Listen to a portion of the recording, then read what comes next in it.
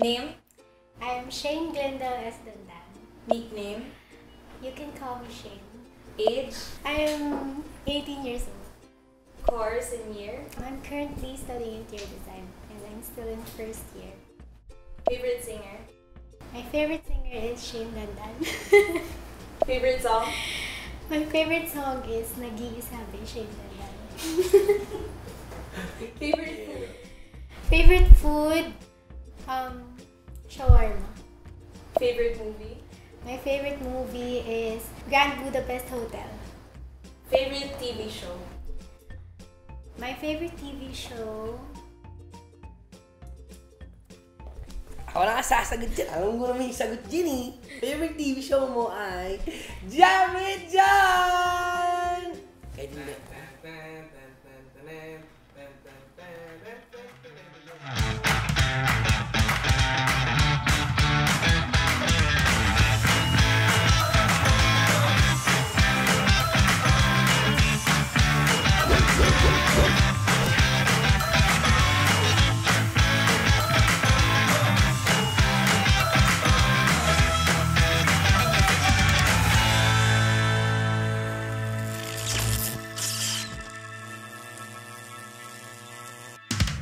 Yo, what's up everyone? Magandang araw po sa inyo lahat. Nagbabalik na naman po ang inyong host na si John Roa at ito po ang panibagong episode ng Jam with John!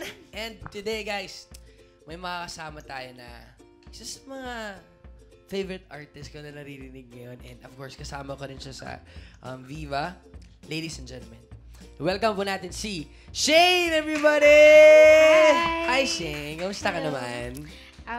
Okay lang. Okay lang. Masaya. Ay, parehas kaming mahihain ni Shayna. Alam naman ng mga ka-jammers na. Tawag natin sa kanila ka-jammers. Ka-jammer. Alright. Ay, ka-jammer. Kamusta ka naman? Yung pinagkakabalahan mo ngayon is school and music. School and music. And can you tell us about more about yourself and your music? Most people, nakilala nila ako sa The Voice Kids because I joined the very first season of The Voice Kids. And yung kinanta ko nun, Tadhana, UDD, Up Dharma Down. So, maraming nagsabi sa akin, Tadhana girl, gano'n. Pero super young pa ako na as in, 12 years old pa ako na. I was one of the Sing-Offs finalists of Lea Salonga. Parang doon na rin nag-start yung career ko sa music. Pero I started singing at very young age. Sabi kasi ng mom ko, nung 2 years old pa lang ako, nag-start na rin ako mag-humming sa mga kanta. And parang nag-show talaga ako ng sobrang interest sa music. So, nung 6 years old ako, pinasok ako ng mom ko sa isang music school. Tas nag-aral ako sa vocal. I started singing every day, tapos parang yun na talaga yung naging passion ko besides painting and So, drawing. di ba nagpipaint ka rin? Yeah. Kasi you're studying interior design. Yeah. So, pag-usapan natin mamaya. Okay. So, di ba nag-start ka mag-sing at a very young age and then parehas tayo nagko-contest, di ba? I heard na Yes. nag-The Voice ka rin. And kamusta po yung journey ng kasi di ba, ako din, parang nakakaba, nakaka-pressure na, alam mo yun. Pero parang gusto mo kasi talagang marinig ng tao yung talent mo or yung singing. So, paano ba yung journey mo nung sumali ka sa The Voice? Actually, before joining The Voice, nag-join din ako ng maraming singing contest na hindi sa TV. So, magkaiba talaga yung pressure ng sa TV kasi yung sa mga barangay lang, ganun. Kasi nationwide eh. Parang ang dami kasing manonood. Before, pina-join ako ng coach ko ng mga maraming contest to somehow develop my personality. Kasi medyo mahiyain talaga ako, na hindi ako nagsasalita. Unlike na, medyo nag-i-improve naman ako. You also joined Born to be a Star. Nung nag-join ako ng Born, medyo ayoko pa siya nung una. Pinilit lang ako ng mom ko mag-audition kasi nga na-trauma ako sa mga TV contest kasi baka hindi na naman ako manalo, ganyan. Tapos ang kinanta ko ng auditions, isang song na hindi typical na for singing contest. Knowing na parang Born to be a Star, parang mga biritera, ganun. So, ang kinanta ko nun is Bust Your Windows by Jasmine Sullivan. Ayun, tapos hindi ko talaga in-expect na makakapasok ako kasi hindi naman alam yung kanta ko. Parang yung mga nag-audition, ang mga kinanta, mga I Have Nothing, I Will Always Love You, mga ganun. Nung pagkatas ko kumanta, in-approach ako nung isa sa judge, si Sir Siv. Sabi niya, tinanong niya ako kung ano pa iba kong kanta, gano'n. So, sabi niya maghintay daw ako ng call. Tapos wala pa namang mga ilang days after. Yun nga, sinabi na natanggap ako. Tapos, tinake ko yan as a sign na pwede kong ipakita kung sino ako as a singer, as an artist. So, nung very first, yung weekly finals, yung very first appearance ko dun sa show, I sang a Broadway song. So, parang, nagulat talaga sila sa akin nun kasi parang, TV contest tapos kakantahin mo, ganun, 'di ba? So, parang nagkaroon din ako ng advantage doon. Parang na-curious sila, sino kaya tong singer na to, ganun. Pero ito yung nakakabilib siya kasi because usually, diba, pag contest, nasa isip lagi yung mga pambire, diba? Pero pag ikaw kasi as a singer or as a musician, pag lagi mo iniisip na maging unique ka, alam mo yun yung kaibahan mo sa iba eh, na, like for example, it's a singing contest pero kumanta ka ng Broadway. Yeah. Kasi minsan, hindi na lahat ng judges na impressed lang sa birit eh. Pero maganda siya na formula when it comes to singing contest. Pero simple lang, pero may ano talaga, may puso ba yung performance. Tsaka super natuwa ako kasi ang mga judges noon sa Born to be a Star is si Sir Rico Blanco, Aiza Sigera, idol yun.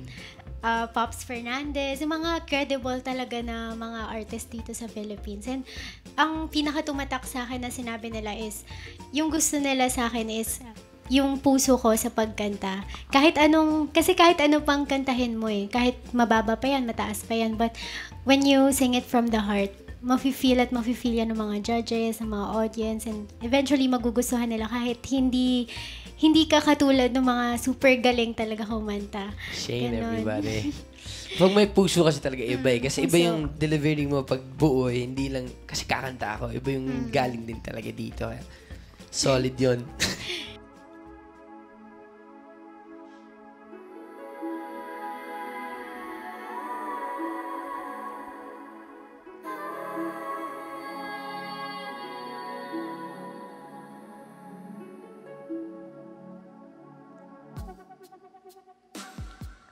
Habang ang gabing unti-unting lumalalim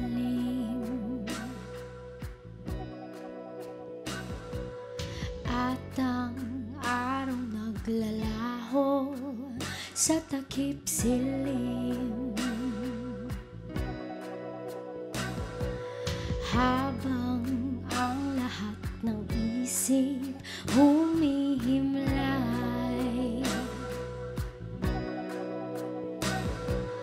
aking isip ay iyong gagambalain.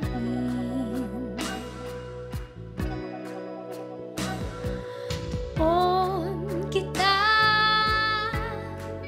matatagpuan,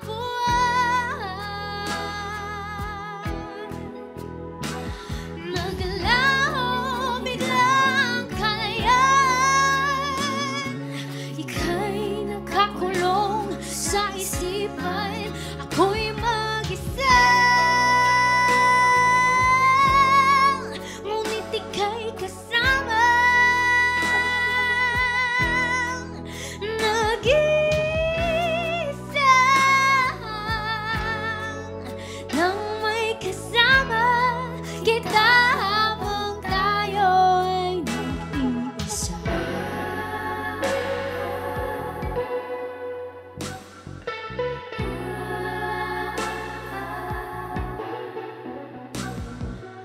Dahan-dahan kong nadadama haplos ng bawat salita, tila ito'y isang anyaya upang namit ka at yakapin ka.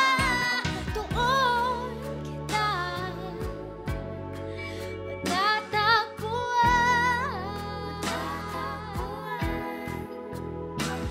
naglaho biglang kalayan,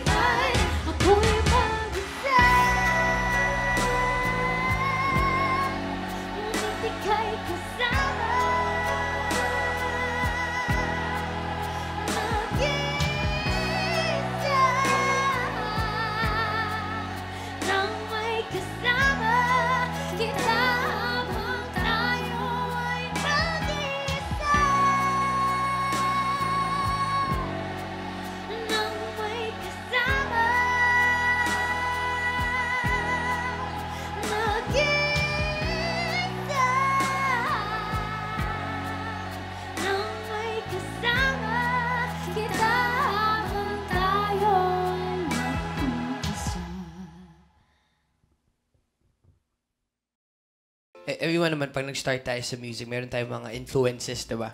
Like ako, nung nag-start ako si Bieber talaga eh. Pero parang nung medyo minahanap ko na yung sarili ko na hindi naman pwedeng kailangan si Bieber talaga yung magiging parang katunog ko. Kailangan ko din hanapin yung sarili ko. Pero sino ba yung influence mo when you started sa music? When I started, dati kasi syempre mga pang singing contest na kanta is yung mga typical na Whitney Houston, ganun, mga divas. So, yun sila yung mga first influences ko sa music. But then, after joining The Voice, kasi medyo na-down talaga ako nun kasi nga hindi ako nakuha dun sa sing-offs. So, parang nag-rest ako ng mga ilang months noon sa music, and then I started parang diving deep down sa music. Search ako ng mga iba't ibang genres of music and nakinig ako ng mga iba't ibang kinds of music. And somehow dun nagsimula yung parang nahanap ko yung style ko sa pagkanta and sa pagsulat ng kanta. And ayun, sina Etta James, very old school. Pero doon talaga ako nakadevelop ng kakaibang style sa pagkanta. Are you still studying, diba? Kamusta yun? So, ang Mahirap. sobrang mahirap, no? Ang hirap pagsabayin kasi parang visual art and music, parang Ayun two nga. different, sobrang layo talaga ng gap nila. ng Believe nga ako sa'yo. pagkakaiba. Kasi minsan, ako honestly, para din sa mga manonood. Hindi kasi yung type of person na parang, hindi ako magaling sa multitasking. Parang gano'n. So, pag nag-stuck ako sa isang bagay, pag music, pag academics, kaya parang minsan, nahihirapan talaga ako mag-balance na umabot sa point na parang nasistress na ako na sobra. Kaya sobrang believe ako kasi nakakaya may i-balance yun. Tapos yun nga, visual pa, tapos music. Tapos, bakit visual? Bakit interior design? Ba't hindi music? Okay.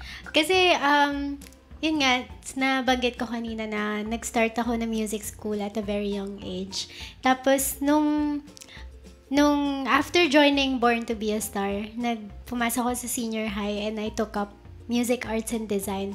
And, nung kinukuha ko yun, yung focus ko nasa music part pa. But then, when I was, parang nag-aaral na, doon ako nagkaroon ng sobrang laking interest sa visual art dahil din sa mga classmates ko. If you know Wes Anderson, medyo nakita ko rin yung sarili ko designing hotels, pero ngayon, mas focus ako in designing sets for music videos. So, doon ako nag-start nung I helped Four of Spades sa mga music videos nila. Doon din ako kasi hindi pa naman ako college noon. So, yun din nag-push sa akin na parang, ay, gusto ko rin itong ginagawa. Yung sa first ko. music video nila, Hey Barbara, tsaka yung iba. Sa'yo yun. Hey Barbara, I was the wardrobe stylist noon. Solid, Tapos solid. tumulong din ako sa production design.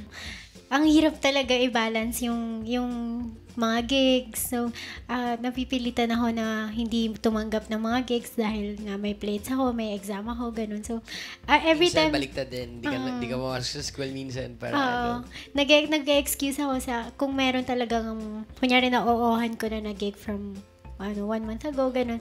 So, nag-excuse talaga ako sa mga prof ko. Pero sa pag-create naman ng mga song, kapag nagkakaroon ako ng mga free time, pinipilit ko talaga yung sarili ko na magsulat ng kahit verse lang or kahit poem lang, gano'n. Tapos parang eventually makikita ko siya, ay, pwede siyang kanta, parang gano'n. So, kapag may mga free time lang talaga na hindi ako gumagawa ng mga plates, yun, sinisingit-singit ko siya. So, ito na, kasi nasabi mo na rin yung minsan sumusulat ka ng poems sa school pa pag may free time ka. Ano ba yung songwriting process mo? Pag directly ba na, uy, gusto kong gawin kanta to, or minsan hindi mo lang siya in-expect na, uy, nasulat mo, tapos biglang gusto mo siyang gawin into a song. Just a little background lang. Nag-start ako magsulat. Elementary pa lang ako. Pero hindi pa kanta yung mga sinusulat ko kasi I was part of the journalism club sa school namin. So, nagsusulat ako sa school paper namin. Tapos, dati, dapat editorial ako. Tapos parang napansin ng yung teacher ko, ay very creative naman yung way mo ng writing. Eh di dapat 'di ba kapag mga news, dapat straight to the point ganun. So nilipat nila ako sa feature, sa creative writing. So doon nag-start na nagsusulat ako ng mga poems ganyan. Tapos just lately, doon ko na discover yung songwriting. So na-realize ko, ay, pwede palang lagyan ng beautiful melodies itong mga words na to. So, na-amaze talaga ako. Parang magic siya eh. Kasi nagsusulat ka, tapos biglang may maririnig ka na tono. Tapos parang, wow, ang Tinatawag ka galing na pala yun. music eh. Tinatawag ka talaga ng music. So, minsan kasi, minsan siya, kunyari lyrics muna bago yung tono. Tapos pinapractice ko ngayon yung, kasi kapag kunyari nasa LRT ako, gano'n, may naririnig kang mga tono, tapos parang i-record mo siya, ganyan, tapos mamaya susulatan mo na lang ng lyrics, gano'n. Yung sinasabi natin, iba din yung magic na music na pag tinawag ka ng music, parang para sa'yo talaga. Like, meron ako napanood na interview ni Paul McCartney na yung, ewan ko kung Let It Be ba yun na song na, Ay, grabe yun. Naiyak kasi siya nun, parang na-stress siya. Tapos napanaginipan niya yung mama niya ata. Tapos pagising niya, may tono daw sa tenga niya na paulit-ulit. Hanggang sa parang yun nasulat niya yung Let It Be. Parang, wow. Pero si Paul McCartney sobrang galing na songwriter. Solid yun. Minsan galing lang sa sa busina ng mga sasakyan, tapos biglang maririnig mo, wala, pwede yun May times man, di ba, bigla tayong ma-spark ng isang inspiration or motivation sa isang pangyayari or mga ganun. Ano ba yung pinaka-madalas na inspiration mo when it comes to writing music? Kasi the very first song I wrote is entitled Beauty and Change. So, ang nag-inspire naman nun sa akin is yung journey ko on how I started loving myself. Kasi back then I was I had very low self-esteem as a girl, as a kid. So, parang yun mostly nag-inspire sa songwriting skills ko. Parang minsan yung pangyayari nga sa akin, yung experience ko na nung na-depress ako, nung super nawalan ako ng confidence, ganon. Also, sa mga tao rin na nagmamahal sa akin, dun sa kanila ko i-dedicate yung song na sinusulat Kasi minsan ko. hindi naman, for example, kaya hindi naman, ibig sabihin, in love ka, dapat yung song mo dun lang dun sa person. So, pwede mo namang ibaling sa family or sa love mo sa music or sa life, ganun. Sino ba ang mga dream collaborations ni Shane? Tsaka dream performances. Isama na rin natin yan. Super dami. Super dami. Paras tayo. Sobrang, laki ng mga pangarap ko. Ganun. Libre Very libre. first, syempre sa local, gustong-gusto ko talaga makasama kahit sa isang gig lang or maka-collab si Miss KZ Tandingan. So, grabe, parang dream come true na pag nangyari yun. Sa international naman is si Alicia Keys. Mostly mga female solo artists na, sino ba? Si Miss Aretha Franklin. Ayun, sila Etta James. Yeah. Sa Heaven na lang kami magko-collab. Malayo pa yun. Dream performances, like sa stadium or somewhere, sa Siyempre. buong mundo. Saan? Kahit saan naman sa buong mundo. Oo. Pero dito sa Philippines, syempre, Mall of Asia Arena. Also, sa CCP, sa theater. Because I really love theater din.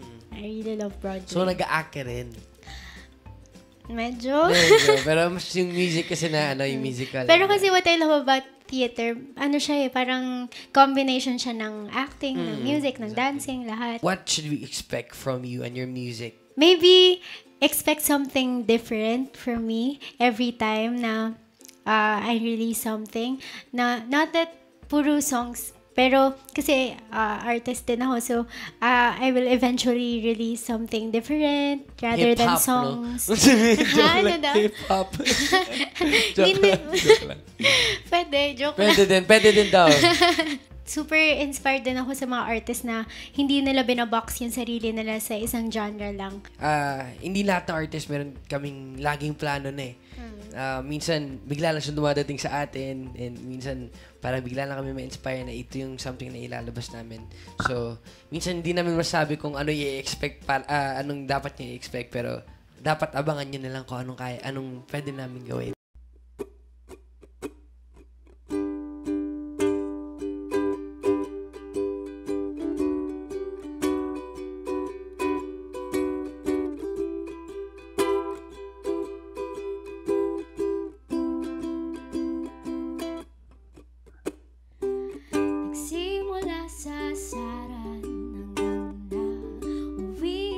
seryosohan ang pinag-uusapan at di na namalayan na dahan-dahan na binubuksan ang pintuan ng ating mga damdamin na tila may kakaibang nangyayari. Di maipahiwati ang ibig na sabihin. Gusto ko pang aminin, pero hindi mo na kailangan pa. Kasi alam mo ba na alam ko na may tinatago ka pero natatakot pa. Kasi alam mo ba, siguro alam mo na parehas lang naman tayong dalawa na.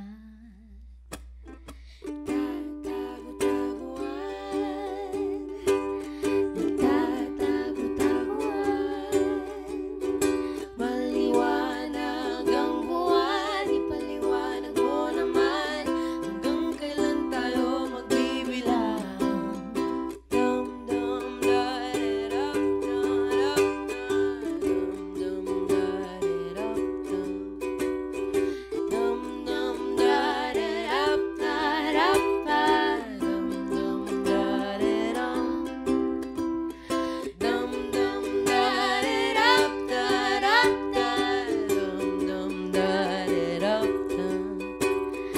dum dum da de dum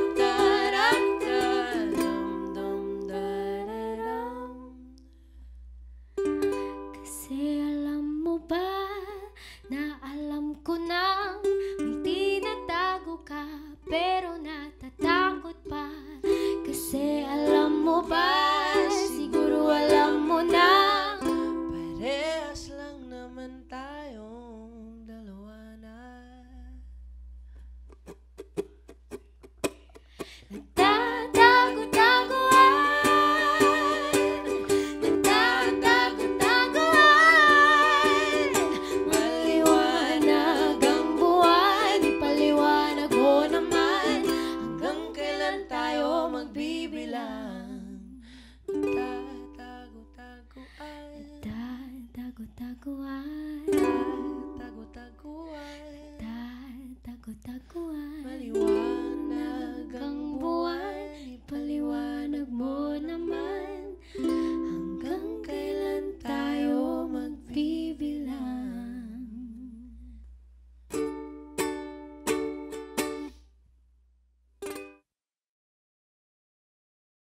Ano ba yung message mo sa mga aspiring artists out there? Siguro kasi nakaka-relate din ako sa kanila, sa mga aspiring artists in a way na sa una kasi hindi mo pa talaga makikita yung sarili mo na nagta-thrive dun sa passion mo. So, unang-unang dapat mong gawin is believe in yourself. Kasi bago ka paniwalaan ng mga ibang tao, dapat sarili mo muna yung naniniwala sa'yo na kaya mo yon. And also choose to see the beauty in everything. Kasi kung lagi mo nakikita yung mga negative sides, parang wala ring magandang magka-come out dun sa craft na ginagawa mo. And ayun, inspire yourself from your families, your loved ones, your friends, lahat yung environment around you, the nature. So, parang ang dami kasing bagay dito sa mundo na pwede kang ma-inspire from and gawin mo yun sa craft mo, sa art mo. So, ayun, believe in yourself, be inspired by everything. Ayun, appreciate yourself, appreciate the art that you make. Kasi super importante yun na confident ka sa sarili mong gawa. Yun. Again, maraming salamat dahil pinanlakan mo kami dito sa Jam & Jam. Palapakan naman natin si Shane, everybody! Thank you!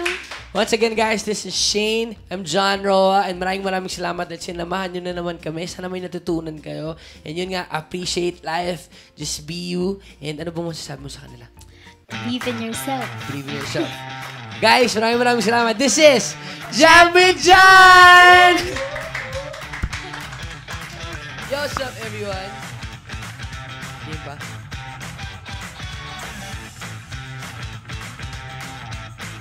Yo, what's up, everyone? Ito pa.